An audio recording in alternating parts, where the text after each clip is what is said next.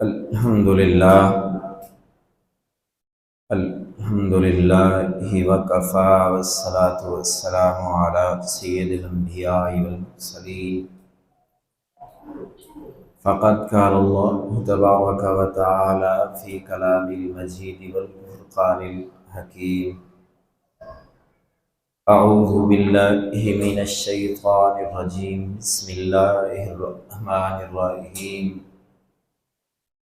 ان اول بیت وضع للناس للذی ببکۃ مبارکا وہدی للعالمین فیہ آیات بینات مقام ابراہیم ومن دخلہ آمنا صدق اللہ مولانا العظیم وبلغنا رسولہ النبی الکریم وَنَحْنُ عَلَى ذَلِكَ لَمِنَ الشَّاهِدِينَ وَالشَّاكِرِينَ وَالْحَمْدُ لِلَّهِ رَبِّ الْعَالَمِينَ رَبِّ اشْرَحْ لِي صَدْرِي وَيَسِّرْ لِي أَمْرِي وَاحْلُلْ عُقْدَةً مِّن لِّسَانِي يَفْقَهُوا قَوْلِي رَبِّ زِدْنِي عِلْمًا رَبِّ زِدْنِي عِلْمًا رَبِّ زِدْنِي عِلْمًا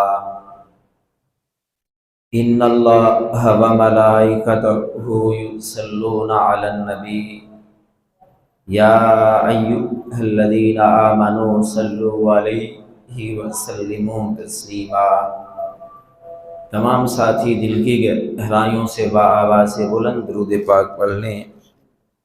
اللہم صل علی محمد وعلی آل محمد کما صلیت علی ابراہیم وعلی آل ابراہیم انک حمید مجید۔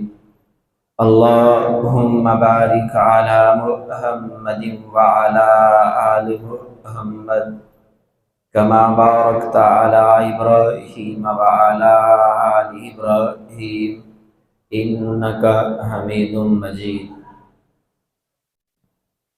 میرے محترم بزرگوں، عزیز نوجوان بھائیوں، ساتھیوں، شوال المکرم کا مہینہ ہے اور اس سے پہلے رمضان المبارک کا مہینہ گزرا ہے۔ اسلامی مہینوں میں رمضان المبارک مہینے کی ترتیب 9واں مہینہ بنتا ہے اور شوال المکرم کا مہینہ 10واں مہینہ بنتا ہے، اور اس مہینے کو حج کا مہینہ بھی کہتے ہیں، اس لیے کہ جو اللہ تعالیٰ نے حج کے مہینوں کی تعداد گنوائی ہے، ان 3 مہینوں میں ایک مہینہ شوال کا ہے۔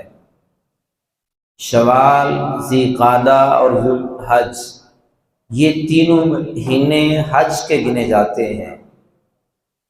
اب تو چونکہ دنیا میں سواریاں تیز ترین رفتار والی آ چکی ہیں، کسی زمانے میں جب دور دراز سے لوگ حج کرنے کے لیے آتے، پیدل قافلے ہوتے، خچروں پہ سوار ہوتے، گھوڑوں پہ سوار ہوتے، دنیا کے مختلف کونوں سے لوگ شوال کے مہینے کے شروع میں لوگ حج کے لیے نکل پڑتے تھے۔ شوال کا لفظی معنی سیر و تفریح کے معنوں میں بھی آتا ہے، اور اس مہینے میں کسی قدیم زمانے میں لوگ سیر کے لیے بھی نکلتے تھے۔ شوال المکرم کا مہینہ اپنے اندر خصوصیات کون سی رکھتا ہے؟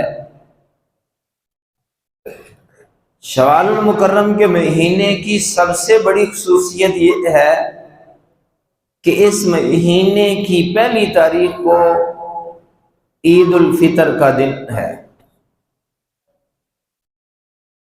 جسے یوم جائزہ بھی کہا جاتا ہے، جسے بدلے کا دن، یعنی رمضان المبارک کے پورے مہینے میں مسلمان روزے رکھتے ہیں، عبادات کرتے ہیں، اللہ کو راضی کرتے ہیں، اور رمضان المبارک کے فوری بعد شوال کا مہینہ جب شروع ہوتا ہے تو پہلے دن عید کا دن ہے، اور یہ عید والا دن، خوشی والا دن مسلمانوں کے لیے اللہ کی طرف سے نعمت ہے۔ شریعت کے دائرے کے اندر رہ کے اس دن کو خوشی کے طور پر منانا یہ جائز ہی نہیں، افضل ہے، اعلیٰ ہے۔ شریعت کے دائرے کے اندر رہ کے اس دن کے اندر خوشی منانا، دائرے کے اندر رہ کے کوئی کھیل کود کرنا، کوئی کھانا پینا، کوئی موجیں کرنا، یہ سب جائز ہے شرعی تقاضوں کے مطابق۔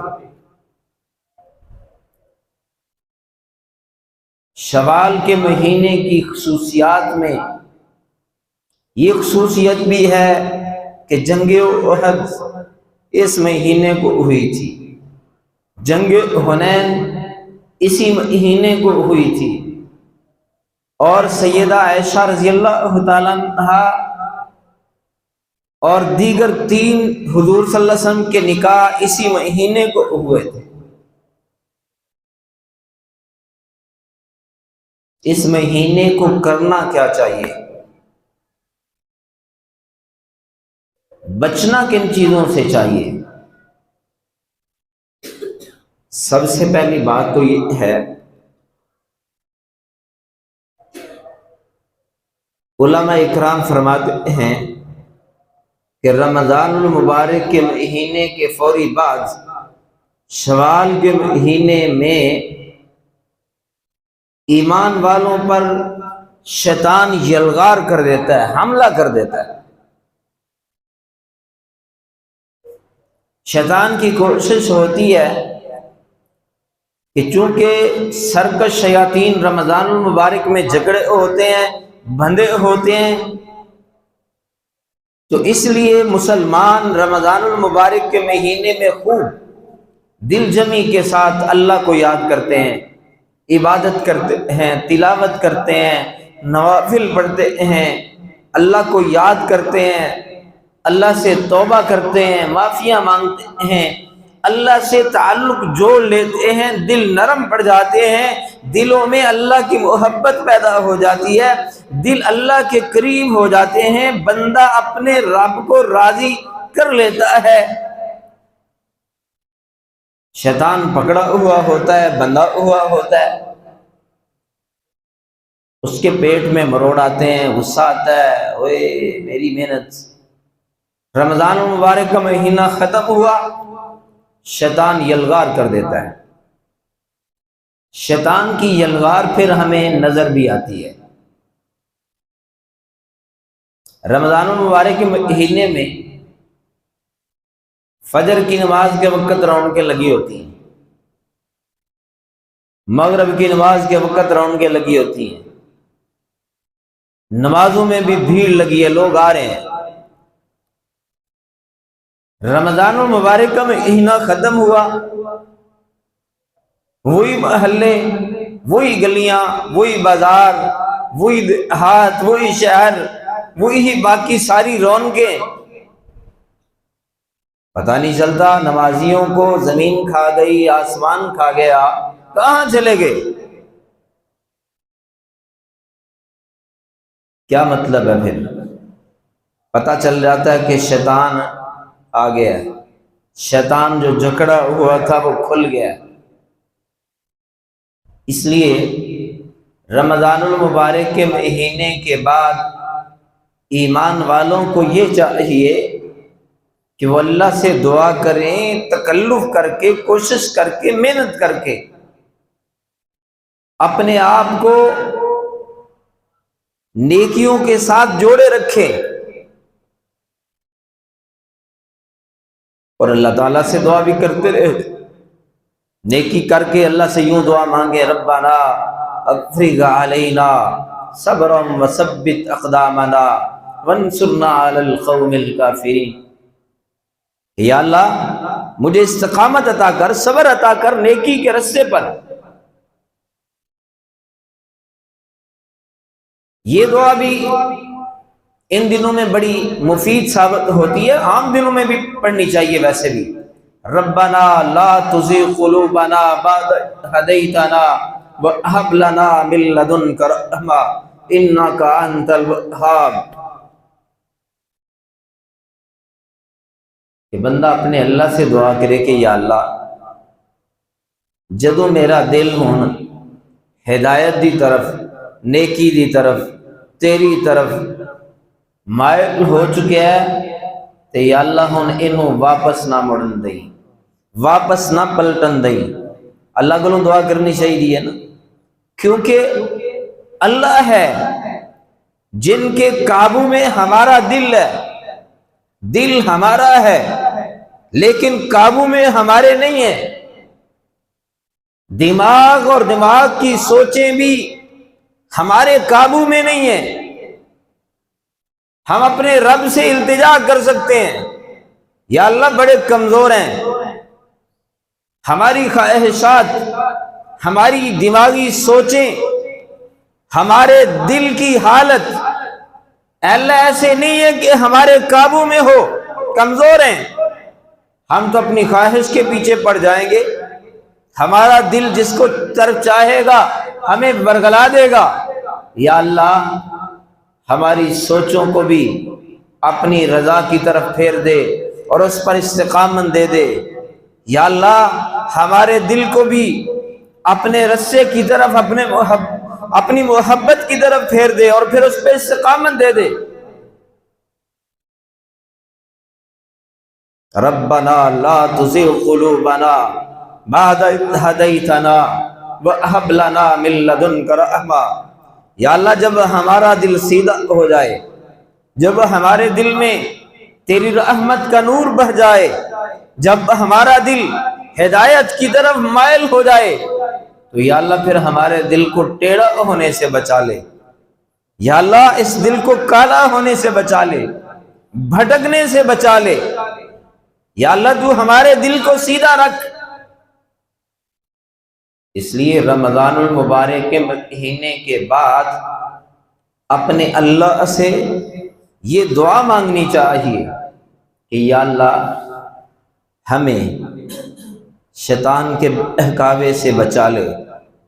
اس کے لیے آپ تعوذ پڑھ سکتے ہیں، اعوذ باللہ من الشیطان الرجیم۔ علماء نے لکھا ہے تعوذ ایک ایسا ہتھیار ہے شیطان سے بچنے کے لیے، جو جملے بڑے تھوڑے ہیں لیکن شیطان کو بھگانے کے لیے، شیطان سے بچنے کے لیے بڑا مضبوط خیمہ ہے۔ گویا یوں ہی سمجھو کہ بندہ جب پڑھتا ہے نا اعوذ باللہ من الشیطان الرجیم، تو بندہ اپنے اللہ سے یوں کہتا ہے یا اللہ مینوں تو اپنے حوالے کر، یا اللہ تو مینوں اپنے حوالے کر، تو مینوں اپنی پناہ چ لے لے، اپنی رحمت کے سائے میں یا رب ہمیں لے لے، اور یا اللہ اس شیطان کے بہکاوے سے بچنا چاہتا ہوں، تیری پناہ میں آنا چاہتا ہوں۔ جیسے جب چھوٹے بچے آپس میں لڑ رہے ہوتے ہیں نا، ایک دوسرے کو مارتا ہے، دوسرا دوسرے کو مارتا ہے، آپس میں لڑ رہے ہیں، اور بچہ پھر بھاگ کے جا کے اپنے ابو کی گود میں، اپنی امی کی گود میں، اپنے بڑے بھائی بڑی بہن کی گود میں جا کے پناہ لے لیتا ہے نا۔ یہ منظر تو دیکھا نا ہم سب نے ہمارے معاشرے میں، ماحول میں، بچہ آیا ہے آپس میں لڑ رہے ہیں، جب دوسرے سے ڈرتا ہے نا وہ بھاگ کے پھر اپنی ماں یا اپنے باپ کی گود میں آتا ہے، باپ گود میں لے لیتا ہے، اور دوسرا جو اس کو مارنے لگتا ہے اس کو پکڑ کے آگے ہاتھ کر دیتا ہے۔ ہوتا ہے ایسے، بچہ کہتا ہے میں اپنی اماں دے حوالے ہوں، اپنے ابو دے حوالے ہوں، اپنے ابو کی پناہ میں آتا ہے، اپنی امی کی پناہ میں آتا ہے، کبھی کبھی باہر گلی میں لڑتا ہے، بھاگ کے اپنے ابو کے پاس آ جاتا ہے، اپنے گھر میں آ جاتا ہے۔ تو تعوذ بھی گویا اسی طرح ہی ہے کہ اعوذ باللہ من الشیطان الرجیم جب بندہ پڑھتا ہے، دل کی گہرائیوں سے پڑھتا ہے، اس کے مفہوم کو سمجھ کے پڑھتا ہے، تو گویا کہ بندہ اپنے اللہ سے کہتا ہے یا اللہ شیطان کو لو بچا کے مینو اپنی پناہ چ لے لے، یا اللہ اپنی رحمت کے خیمے میں جگہ دے دے، مجھے محفوظ کر لے۔ اور پھر شیطان سے بچنے کے لیے یہ جملے بھی بہت بھاری ہیں کہ لا حول ولا قوت الا باللہ، لا حول ولا قوت الا باللہ العلی العظیم۔ یہ جملے بھی یوں سوچ کے کہے جائیں کہ پروردگار عالم میرے اندر شیطان سے بچنے کی، شیطان کے بہکاوے سے بچنے کی کوئی طاقت نہیں، کوئی ہمت نہیں ہے۔ ہمیں شیطان ورگلائے اور ہم ورگلائے نہ جائیں، ممکن ہی نہیں ہے۔ یا اللہ وہ پورا تجربے کار ہے، ہوشیار، بڑا وسیع تجربہ ہے اس کا۔ اے اللہ شیطان اگر ہمیں بہکائے گا، کیسے ہو سکتا ہے کہ ہم اس کے بہکاوے میں نہ آئیں؟ ہم ایسے مضبوط ایمان والے ہیں ہی نہیں ہیں، ایسے مضبوط کردار والے نہیں ہیں، ایسے مضبوط علم والے نہیں ہیں، ایسے مضبوط تقوی والے نہیں ہیں۔ شیطان جیسا مکار تجربہ کار ہمیں ورگلائے گا، ہم اس کے ورگلانے میں ورگلائے جائیں گے، اس کے بہکاوے میں آ جائیں گے۔ شیطان کے مقابلے کے لیے ایک ہی ہتھیار ہے۔ اگر تمہارے ذہن میں ہو کہ میں بڑا عالم ہوں، بڑا متقی ہوں، بڑا پرہیزگار ہوں، میرے تبلیغی جماعت کے ساتھ چلے لگے ہیں، میرا جناب بزرگوں کے ساتھ بڑا بیٹھنا اٹھنا ہے، آپ کے ذہن میں غرور آ جائے، تکبر آ جائے کہ شیطان کی ایسی کی تیسی میں برگلا کے دکھائے، مجھے پھسلا کے دکھائے، گمراہ کر کے دکھائے، اگر ایسا خیال آ گیا نا پھنس جاؤ گے۔ ایسا خیال آ گیا پھنس جاؤ گے۔ عبد القادر جیلانی رحمہ اللہ تعالی علیہ کا واقعہ ہے نا کہ وہ اللہ کی بڑی عبادت کرتے تھے، صاحب علم تھے، صاحب تقوی تھے، صاحب حلم تھے، عاجزی انکساری کرنے والے تھے، خوب دل کھول کے عبادت کرتے،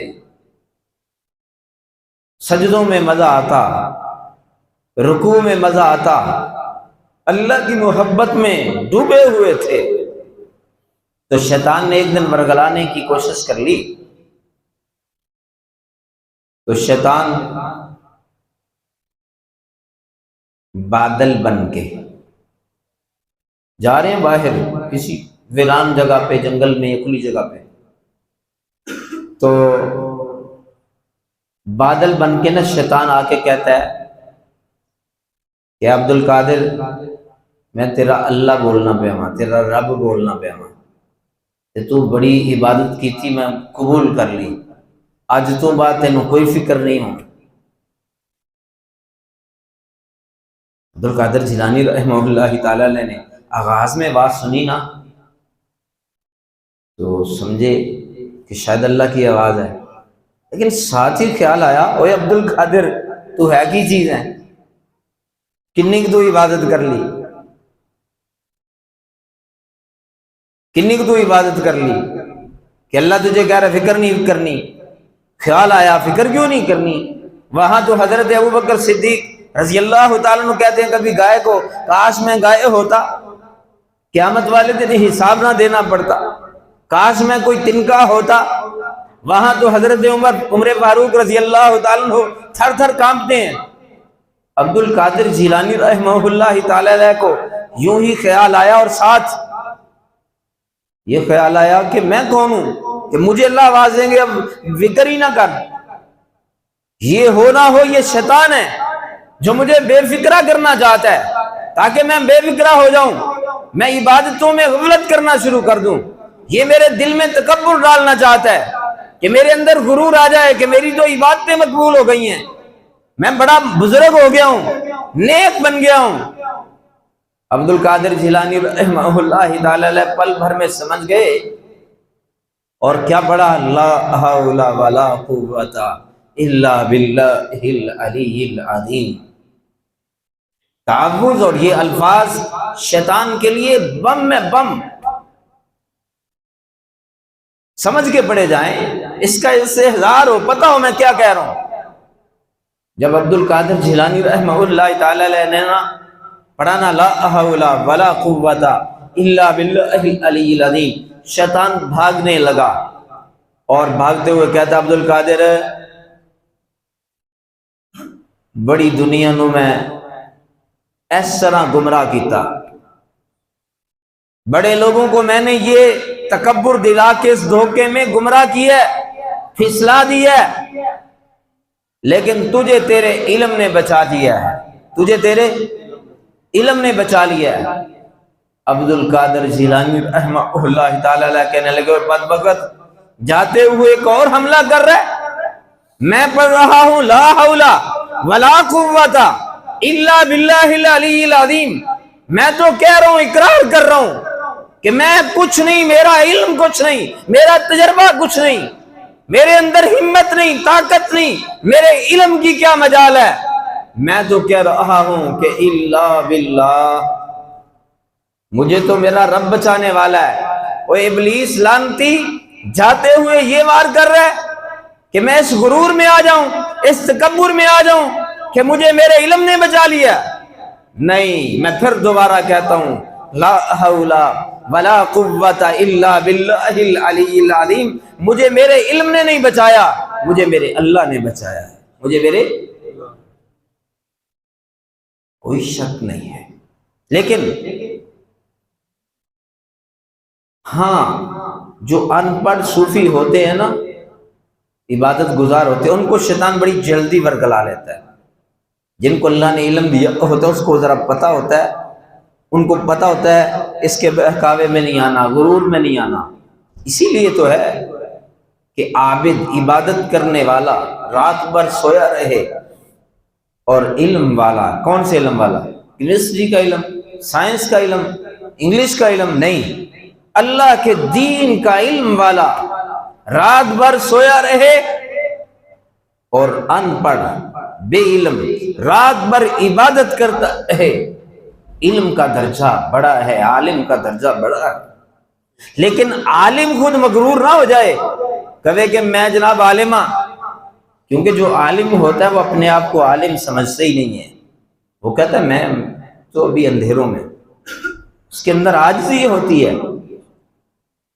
تو میں بات کر رہا تھا کہ لا حول ولا قوت الا باللہ العلی العظیم، یہ ایک ہتھیار ہے شیطان کے بہکاوے سے بچنے کے لیے۔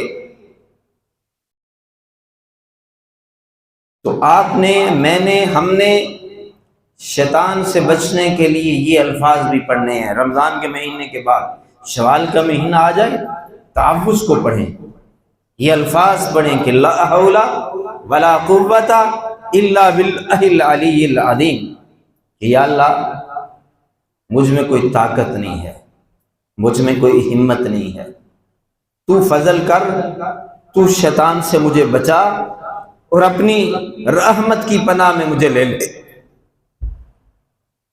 اور اسی طرح شوال کے مہینے میں ٹائم تھوڑا ہے، 6 روزوں کی بات آپ سنتے ہیں، لوگ رکھتے ہیں، بلکہ ستہ کی جو کتابیں ہیں ان میں سے بخاری کے علاوہ باقی حدیث کی کتابوں میں روایت بھی ہے کہ آپ صلی اللہ علیہ وسلم نے فرمایا کہ رمضان المبارک کے بعد جو 6 روزے رکھے گا، اللہ تعالیٰ اس کو پورے سال کے روزے رکھنے کا ثواب عطا کریں گے۔ علماء نے لکھا ہے کہ چونکہ اللہ تعالیٰ نے فرمایا ہے من جاء بالحسنۃ فلہ عشر امثالها، کہ اللہ تعالیٰ کم از کم نیکی کا بدلہ 10 گنا دیتے ہیں۔ کتنا دیتے ہیں بدلہ اللہ تعالیٰ؟ 10 گنا، زیادہ سے زیادہ کی کوئی حد نہیں ہے۔ بعض علماء نے لکھا ہے زیادہ میں اللہ تعالیٰ 70 گنا دے دیتے ہیں، 1000 گنا دے دیتے ہیں، 700 گنا دے دیتے ہیں۔ تے تبلیغی جماعت والے دے کیلکولیٹر دے مطابق اللہ تعالیٰ کدے کدے 49 کروڑ ایک نیکی دا ثواب بھی دے دیندے نے۔ کیوں حاجی صاحب؟ تبلیغی جماعت والے دے کیلکولیٹر تے جی بڑے تیز نے نا۔ اللہ تعالیٰ زیادہ جتنا چاہیں دے دیتے ہیں، وہ تبلیغی جماعت والے ہوں کوئی اور بھی کیلکولیٹر لگا لیں، ہم نہیں انکار کرتے، دے سکتے ہیں اللہ تعالیٰ زیادہ بدلہ۔ لیکن قرآن پاک بتاتا ہے کہ اللہ تعالیٰ ایک نیکی کا بدلہ من جاء بالحسنۃ، جو کوئی نیکی لے کے آئے گا اللہ کے پاس تو اللہ تعالیٰ کیا کریں گے؟ فلہ عشر امثالھا، کہ اللہ تعالیٰ اس کو 10 گنا بدلہ اس کو عطا کریں گے۔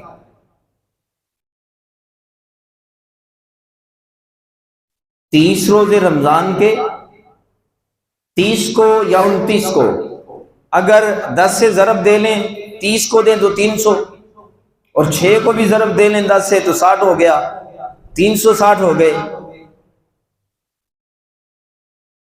تو 360 کا مطلب یہ ہے کہ جو 30 رمضان کے روزے رکھے، 6 روزے یہ شوال والے رکھے، تو گویا کہ اللہ تعالیٰ پورے سال کے روزوں کا ثواب عطا کر دے گا۔ اس میں عید کے دوسرے دن رکھ لو، تیسرے دن رکھ لو، پورے مہینے میں 6 روزے ضروری نہیں اکٹھے رکھے جائیں، الگ الگ کر کے بھی رکھ لو۔ اس کی فضیلت ہے کتابوں میں، امت کا بڑا طبقہ اس کا قائل ہے، اس کی فضیلت بتاتا ہے، لیکن آپ کو معلوم ہونا چاہیے، میں تو اب اکثر اس طرح کرتا ہوں اور ضرور کرتا ہوں کہ اس کے باوجود بھی بعض علماء نے لکھا ہے کہ یہ والے 6 روزے جو روایتیں ہیں نا اس کی، وہ ضعیف ہیں۔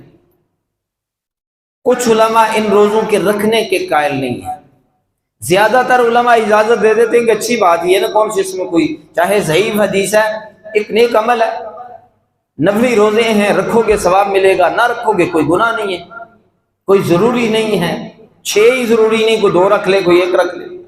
لیکن کچھ علماء کہتے ہیں کہ یہ حدیث جن راویوں نے بیان کی ہے یہ روایت ٹھیک نہیں ہے، یہ ضعیف ہے، اور یہ والا عمل لوگوں نے ایک رسم کے طور پہ شروع کیا تھا، یہ ایک نئی بدعت ہے، اس لیے ان روزوں کو نہیں رکھنا چاہیے۔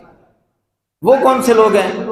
امام مالک رحمہ اللہ تعالی علیہ، وہ خلاف ہے سخت، وہ کہتے ہیں شوال کے یہ 6 روزے کوئی نہیں ہے، یہ بدعت ہے، اور ان روزوں کو نہ رکھنا ثواب ہے، ان کے نزدیک ان روزوں کو نہ رکھنا ثواب ہے۔ اسی طرح امام بخاری رحمۃ اللہ علیہ، وہ بھی ان 6 روزوں کے رکھنے کے خلاف ہیں، وہ کہتے ہیں یہ بعد کی بدعت ہے، یہ روایت جو ہے صحیح نہیں ہے، حضور صلی اللہ علیہ وسلم نے نہیں فرمایا، یہ ٹھیک روایت نہیں، ٹھیک حدیث نہیں ہے۔ اسی طرح امام ابو حنیفہ رحمہ اللہ تعالی علیہ، وہ بھی ان 6 روزوں کے نفلی ہونے کے بھی، مستحب ہونے کے بھی، سنت ہونے کے بھی قائل نہیں ہے۔ موجودہ ادوار میں مولانا مفتی ضرب علی خان صاحب تھے کراچی کے، وہ بھی اس کے قائل نہیں ہیں۔ میں نے دونوں اطراف سے آپ کے سامنے بیان اس لیے کر دیا ہے کہ دلائل ہیں، پتہ ہونا چاہیے کہ اس کو فرض سمجھ کے، سنت سمجھ کے، ضروری سمجھ کے روزے نہ رکھو۔ جو رکھتے ہیں ان کو رکھنے دو، خود بھی رکھنے کو دل کرتا ہے رکھ لو، لیکن رکھنے والے یہ سمجھیں کہ ہم نے رکھے ہیں جناب بڑا کمال کر رہے ہیں اور دوسرے نہیں رکھ رہے، شاید ہم اعلیٰ ہیں رکھ کے اور دوسرے اعلیٰ نہیں ہیں۔ وہ عبادت جو تمہارے اندر گمنڈ اور غرور پیدا کر دے، وہ عبادت ہی نہیں ہے، اس کا فائدہ ہی کوئی نہیں۔ عبادت وہ ہے کہ تم عبادت کرو تو تمہارے اندر عاجزی آ جائے، تم عبادت کر کے بھی اللہ سے ڈر رہے ہو۔ اس لیے ان 6 روزوں کے متعلق علماء کا اختلاف ہے، رکھنے والے، فضائل بتانے والوں نے بھی روایتیں موجود ہیں، دلائل موجود ہے۔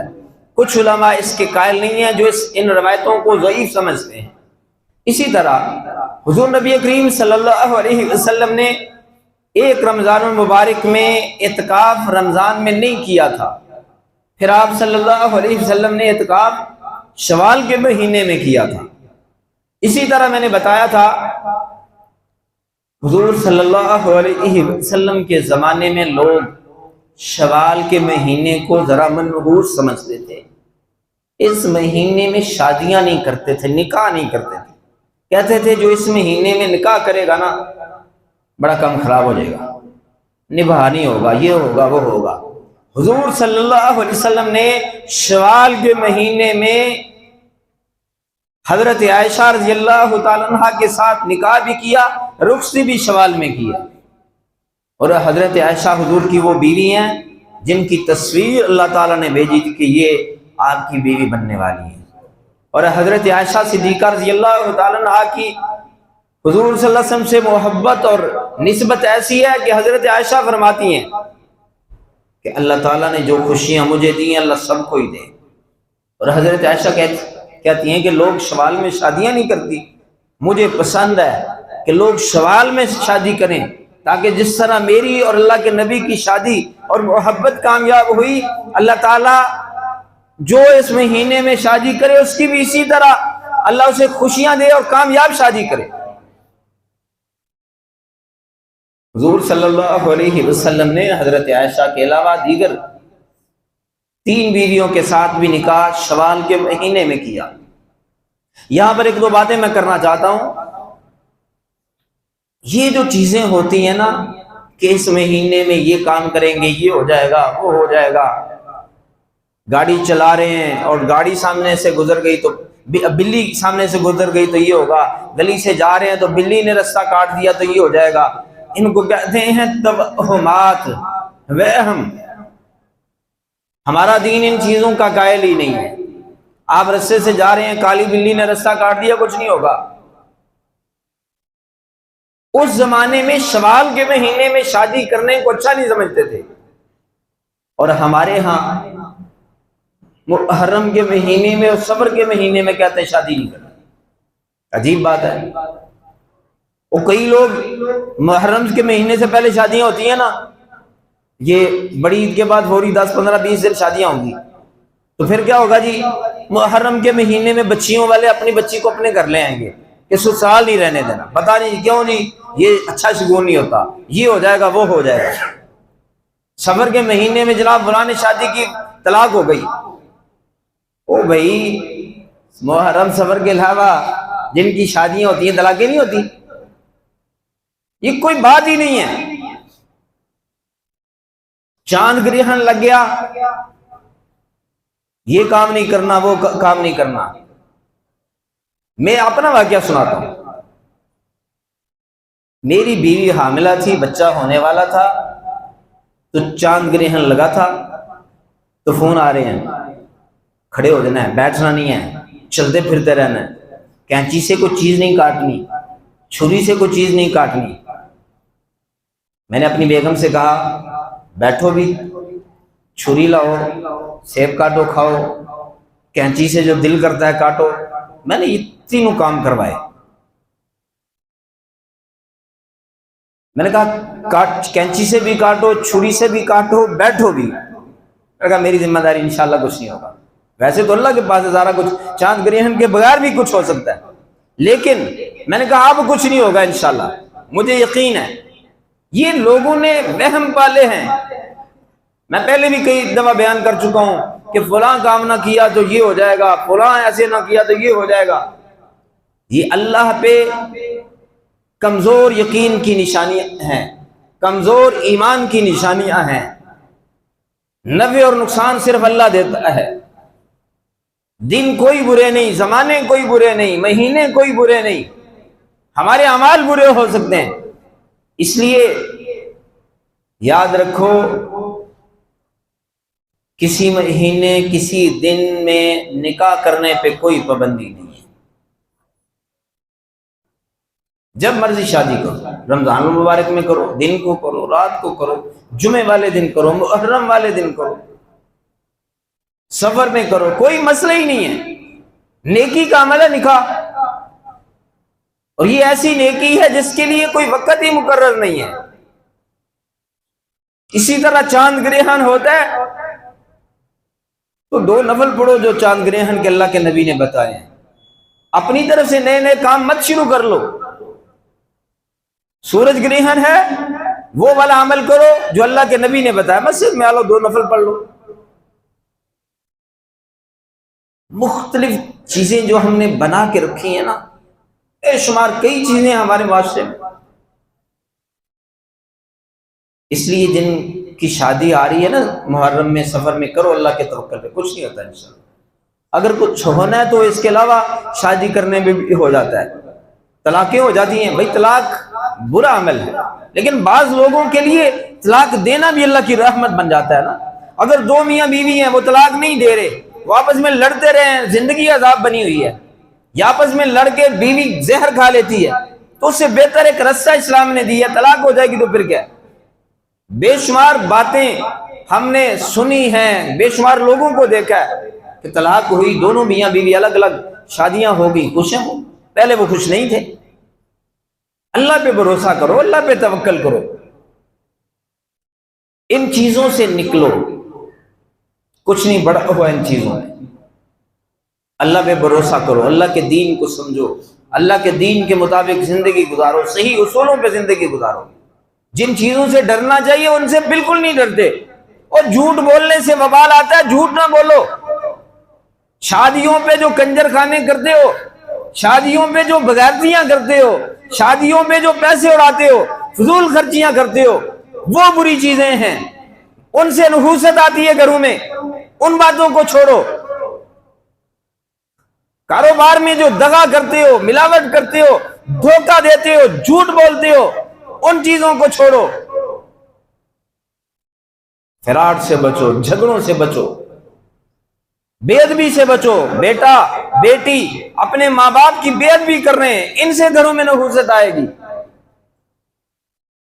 ناچ گانے گھروں میں سنتے ہو، ان سے نحوست آئے گی گھروں میں۔ بلی کے رستہ کاٹنے سے کچھ نہیں ہوگا، محرم میں شادی کرنے سے کچھ نہیں ہوگا۔ اس لیے محرم سے پہلے جن کی شادی ہوئی ہو، محرم والے دنوں میں بیوی کو میکے بھیجنے کی کوئی ضرورت نہیں ہے۔ اچھا پھر بھی دیکھو 2 4 5 7 سال 10 سال جب گزر جاتے ہیں، پھر کچھ سب کچھ ٹھیک ہو جاتا ہے۔ عجیب بات ہے، یہ سارا کچھ ہوتا ہے نئی نئی شادی میں، بس عجیب سوچ ہے، غلط سوچے ہیں یہ۔ اللہ تعالیٰ مجھے اور آپ کو ان باتوں کو سمجھ کر عمل کی توفیق عطا فرمائے۔ وآخر دعوانا الحمدللہ رب العالمین۔